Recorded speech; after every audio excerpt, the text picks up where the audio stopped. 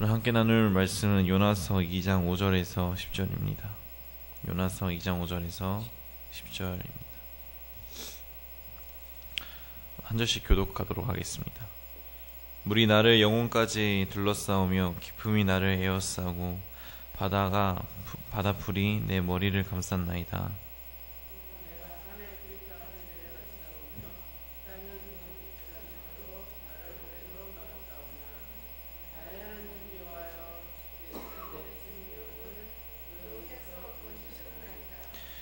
내 영혼이 내 속에서 피곤할 때에 내가 여호와를 생각하였더니 내 기도가 주께 이르렀사오며 주의 성전에 미쳤나이다.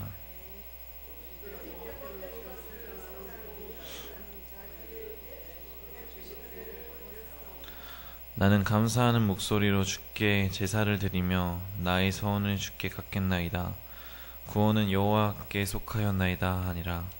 여호와께서 그 물고기에게 말씀하시매 요나를 육지에 도와내니라. 아멘. 우리가 계속해서 살펴보고 있는 요나는 민족만을 사랑하는 마음, 그리고 국가를 사랑하는 마음만을 가진 사람이었습니다. 이스라엘 백성은 하나님이 택하신 선민입니다. 그들은 특권을 받았다고 생각했기 때문에 이 사실을 매우 자랑스러워했습니다. 하나님이 택하신 백성이라는 것은 하나님의 마음으로 하나님의 뜻을 이 땅에 이루라는 사명이기도 했는데 사명을 놓칠 때가 많았습니다. 만약 선민이라는 자식이 사명을 잃고 특권만이 될 때 어떤 문제가 발생할까요? 미성숙의 자리로 내려가게 됩니다. 마치 갓 태어난 아기의 수준과 비슷해지는 것입니다.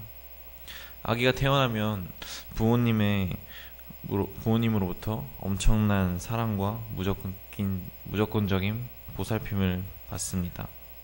아이가 울면 엄마가 달래주고 또 칭얼대면 기저귀를 갈아주고, 아이의 입장에서는 모든 삶이 자기 중심적으로 돌아가는 것처럼 여겨지게 됩니다. 그런데 어느 날 동생이 생기게 되고 또 유치원에서 또래 친구들을 만나게 됩니다. 그러면 세상이 자기 중심적으로 돌아가지 않는다는 것을 깨닫게 됩니다. 동생과 친구와 더불어 살아가야 되는 존재임을 느끼게 되는 것입니다. 상대방을 존중해야 나도 존중받을 수 있다는 사실을 깨닫게 되는 것, 그것은 자기 중심의 세계에서 이웃을 보게 되는 경험이며 성숙을 위한 놀라운 체험이라고 할 수 있습니다. 그런데 요나는 세상이 이스라엘을 중심으로 돌아가야 된다고 생각했습니다. 그리고 이스라엘의 중심에는 자신이 있다고 여겼고 하나님도 자기 중심으로 돌아가야 한다고, 그렇지 않은 하나님을 용납할 수가 없다고 생각했던 것입니다. 그런 점에서 보면 요나는 신앙은 있었지만 자기 중심적인 이기심에 붙잡혀 있었습니다. 다시 말하면 영적인 미성숙에 놓여 있었던 것입니다. 하나님은 이런 요나와 이스라엘 백성뿐만 아니라 하나님이 만드신 온 세상을 사랑하시는 하나님을, 자기 자신을 가르쳐주고 싶었습니다. 그래서 요나의 편협한 사상을 깨트리고 싶어 하셨습니다. 요나서 2장에는 요나가 큰 물고기 뱃속에서 기도한 내용이 기록되어 있습니다. 언뜻 보면은 요나가 깊게 참회의 기도를 한 것처럼 보이지만 그가 고난 속에서 기도하고 있었기 때문에 그렇게 보여진 것일 수도 있습니다. 하지만 고난을 당하면 불평과 원망이 먼저 나오기 마련인데 요나는 고난 속에서도 기도합니다. 다 같이 2장 9절을 읽도록 하겠습니다. 나는 감사하는 목소리로 주께 제사를 드리며 나의 서원을 주께 갚겠나이다. 구원은 여호와께 속하였나이다 하니라. 우리는 조금만 아프거나 힘들어도 하나님께 불평합니다. 계획된 대로 되지 않으면 하나님께 화를 내기도 하고 원망하는 것이 우리인데, 요나는 고난 가운데에서 감사의 기도를 하나님께 올리고 있습니다. 고난 속에서 기도하고 고난 속에서 감사를 찾는 모습이 요나의 기도를 참회의 기도로 보이게 합니다.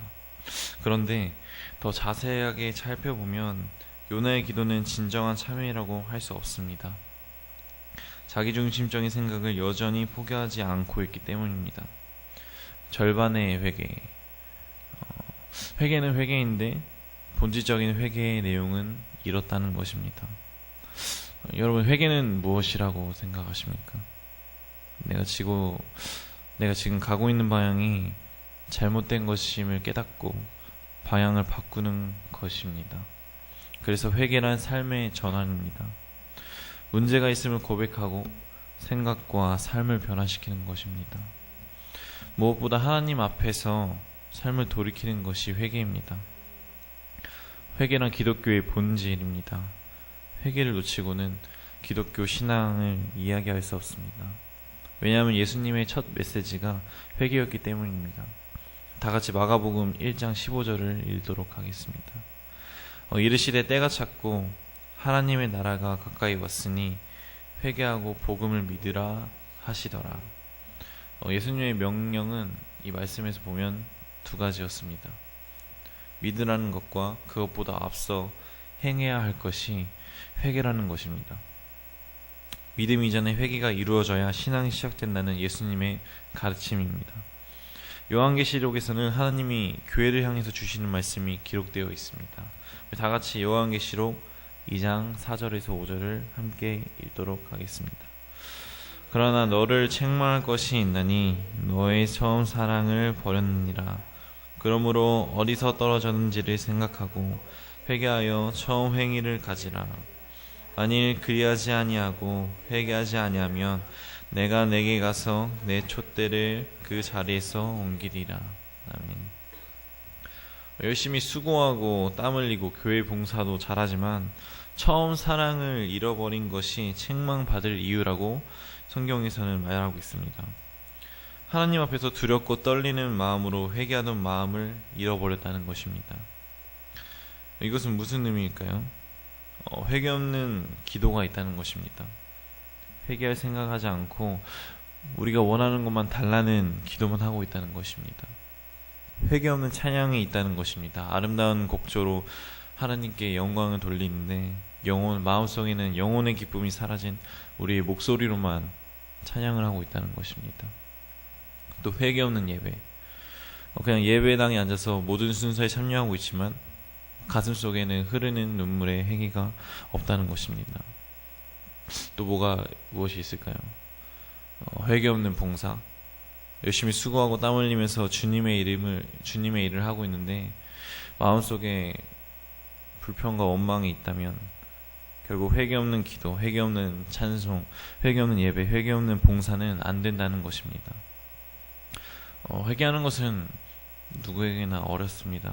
특히 사람 앞에서 내 잘못을 이야기하는 것은 누구에게나 쉬운 일은 아닙니다. 그런데 하나님 앞에서도 내 잘못을 이야기하는 것이 사람에게 사과하는 것과 쉽지가 않습니다. 그러나 하나님은 우리를 하나님의 사람으로 만들기 위해서 우리 안에 새 것을 주시기 위해서 요청하십니다. 회개하라고. 그런데 요나의 첫 번째 문제는 그의 기도에는 회개가 없다는 것입니다. 2장 1절부터 9절까지 꽤 긴 절 동안 기도를 드리게 됩니다. 하나님은 요나에게 위기를 통해 여러 번 사인을 주십니다. 하지만 요나는 회개하지 않았습니다. 마지막까지 자기 변명에 급급했습니다. 자신이 무엇을 잘못했는지 이야기하지 않습니다. 자신의 불순종과 죄악이 무엇인지 요나는 하나님께 고백하지 않습니다. 두 번째 문제는 자신이 당한 고난에 대한 넋두리가 기도 전체를 휩싸고 있다는 것입니다. 자신이 왜 기도할 수밖에 없었는지에 대한 이유, 자신이 당한 고통을 강조하고 있습니다. 수월의 뱃속, 물의 깊음, 산의 뿌리, 죽은 자들이 거하는 무덤과도 같은 곳, 몸과 영혼이 침몰하고 있기 때문에 하나님을 부르지 않을 수 없었던 것입니다. 고난 속에서 그가 기억한 것은 자신의 죄가 아니었습니다. 세 번째 문제는 아직도 다른 사람과 비교하면서 기도한다는 것입니다. 다 같이 2장 8절에서 9절을 함께 읽도록 하겠습니다. 거짓되고 헛된 것은 숭상하는 모든 자는 자기에게 베푸신 은혜를 버렸사오나 나는 감사하는 목소리로 주께 제사를 드리며 나의 소원을 주께 갚겠나이다. 속하였나이다 하니라. 아멘. 감사가 있습니다. 하지만 이 감사는 다른 사람들과의 비교를 통한 감사입니다. 요나는 절반의 회개를 하고 있습니다. 절반의 회개가 아예 회개하지 않는 것보다 과연 나을까요? 때로는 더 나쁜 것이 되고 맙니다. 차선은 최선의 다음이 아니라 최선의 적이 될 수 있습니다. 우리가 차선에 만족하면 최선을 향한 노력을 적게 됩니다. 예수를 믿으면서도 마지막까지 쉽게 사라지지 않는 것이 있습니다.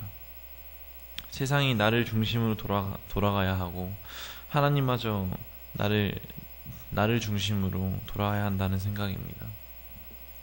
마지막까지 그것을 붙들려고 합니다. 그리고 나의 죄악과 부끄러움과 연약함을 하나님 앞에 토해내지 않으면서 신앙생활을 하려고 합니다. 하나님 앞에서 체면을 차리려고 하는 모습을 볼 수 있습니다. 우리는 누구나 하나님 앞에 어린아이와도 같은 존재입니다. 우리는 하나님 앞에서 아무것도 아닙니다. 엄마 아빠 앞에서는 어린아이처럼 있는 그대로 하나님 앞에 나오는 것을 하나님도 기뻐하십니다. 그저께 잘못하고, 어제 잘못하고, 오늘 잘못하고, 내일도 우리가 잘못할지라도 그 모습 그대로 주님 앞에 나와야 합니다. 그때 하나님은 우리의 영혼에 회개의 영과 영혼의 눈물을 주십니다. 회개의 영을 받아야 내 영혼이 다시 기뻐하고 다시 감사할 줄 알게 됩니다. 사랑하는 성도님들, 회개가 모든 것의 시작입니다. 신앙의 시작과 끝은 모두 회개입니다. 오늘도 내 모습을 돌아보면서 하나님 앞에 나를 토해내고 하나님의 용서를 받는 복된 하나님의 자녀들이 되길 주님의 이름으로 소망합니다. 기도하겠습니다. 항상 우리와 함께 하시는 하나님, 오늘 나의 이기적인 모습을 돌아봅니다. 하나님께서 주신 삶을 살아갈 때 나를 중심으로 살아가진 않았는지 돌아봅니다. 하나님, 나의 삶은 나의 것이 아닌 하나님의 것이라는 것을 고백합니다. 나를 받아주시고 나와 함께 하시고 나를 책임져 주시옵소서. 기도할 때마다 주님께 바라는 것을 간구하는 것만이 아니라 내 안에 있는 죄를 고백하는 회개의 기도를 할 수 있게 입술을 열어주시고, 신앙생활을 할 때 다른 사람과 비교하며 신앙생활하지 않게 마음 지켜주시옵소서. 하나님께서 나의 입술과 마음을 지켜주실 것을 믿으며 이 모든 말씀 예수님의 이름으로 기도드립니다. 아멘.